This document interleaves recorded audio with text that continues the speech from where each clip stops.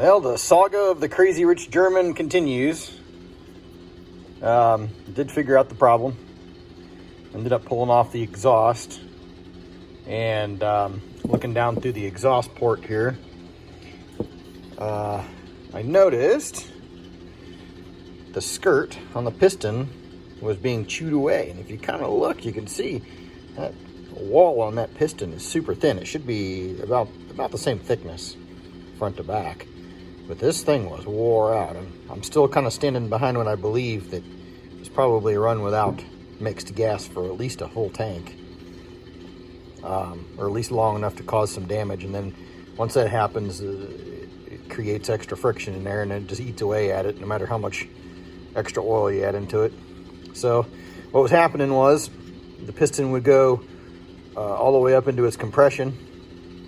You hit top dead center, and about out the bottom of the exhaust, about that much of it was showing. And so it was venting mixed fuel and air right straight out the exhaust, and it was also picking up some exhaust and then cycling back down. And then it was, it wasn't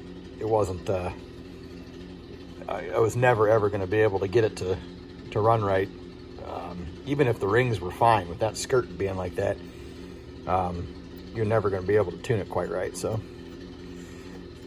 currently, it took me a while, but I was able to find a new piston and cylinder kit because this one was pretty much chewed up. Wasn't terrible, but it definitely wasn't going to be usable again. And unfortunately, I had to use Chinese parts because parts were limited on this particular MS211. And by the way, I am feeling a lot better. It wasn't COVID. It was just a cold. But anyways, back to the chainsaw. I got it all back together. Got the crankcase sealed up last night. It seems pretty tight. It seemed like it had a lot of compression this morning when I pulled it a couple times. I got everything together. I let it set for, probably 18 hours with the sealant, the new sealant on the new crankcase, and got the whole thing back together again. I had to wait so long for parts. I forgot exactly how everything went together, so I had to look up the schematics, the parts diagrams. But it wasn't too hard. It took me about, probably in total, maybe 2.5 hours from the time, and that was scrubbing parts too. I took it into hot water and Dawn, and a lot of the parts were on the outside were just nasty, where the engine sits inside the case, all of the case itself, all the outside parts, it was just all nasty, coated, just like this. I mean, coated in grime and sawdust. So looks pretty good now. In fact, I'll take you out.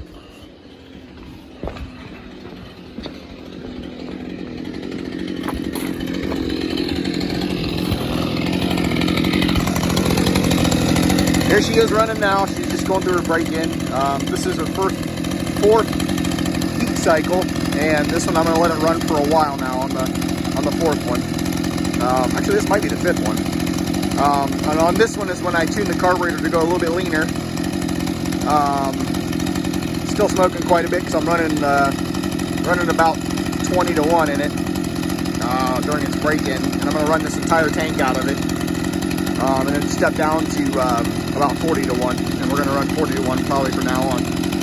But man, it runs way better. I tuned it right out of the box. The high idle was set a little high on purpose. And then I set the actual idle screws themselves back to factory.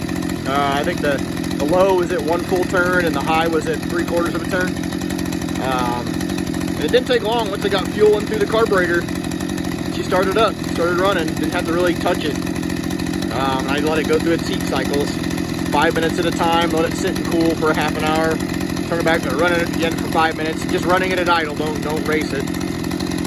Mainly what I believe that does is help break the bearings in, and the bearings are original, but it also helps on the cylinder wall, the brand new cylinder wall, the brand new rings, helps the rings seat properly.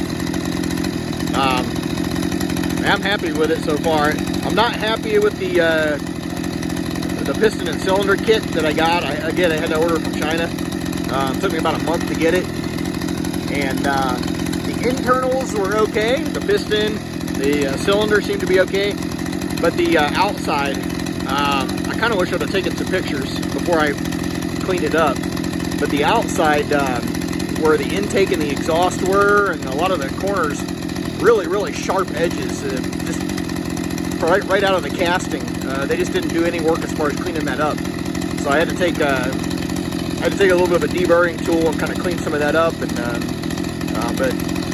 there were a couple little imperfections in the castings, but nothing that really interfered too much. I just didn't want little pieces to get sucked in the intake mainly.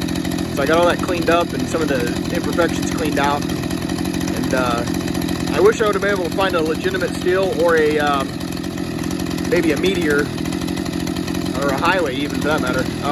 But I couldn't find any, at least anything that was reasonable.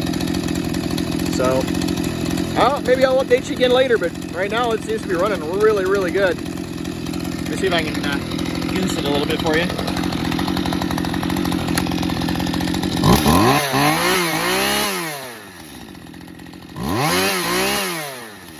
Oh yeah, much better. Oiler's working good, so I'm happy. Get her broke in and get a bar and chain on it. Start maybe cutting a little bit of wood with it and start tuning it with that. All right, folks. Stay safe and stay healthy.